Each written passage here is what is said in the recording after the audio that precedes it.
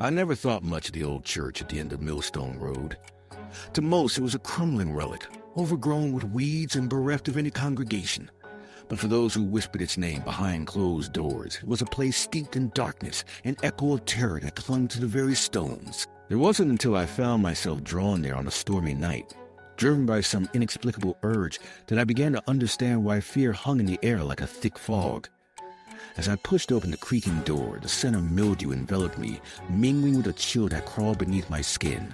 The moonlight filtered through broken stained glass, casting eerie patterns on the floor, and as I stepped inside, I could have sworn I heard faint whispers, like the remnants of Bible verses being recited from long ago.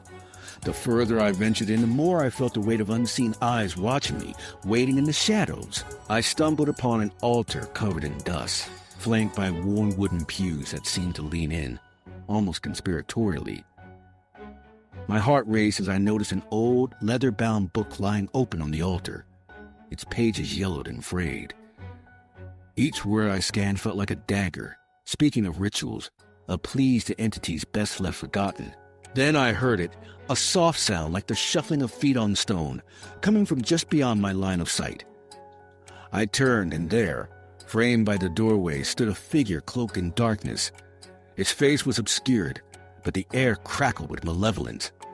In that moment, every horror story I had ever brushed off surged back, and the shadows seemed to stretch and deepen, wrapping around me like serpents. I wanted to flee, but I was rooted to the ground, unable to look away from the figure that slowly raised a skeletal hand and pointed directly at me. My breath hitched in my throat as the air turned icy, and I felt a whisper of dread echo through my mind. "You shouldn't have come here."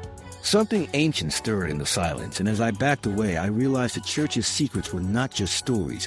They were alive, and they would not let me leave easily.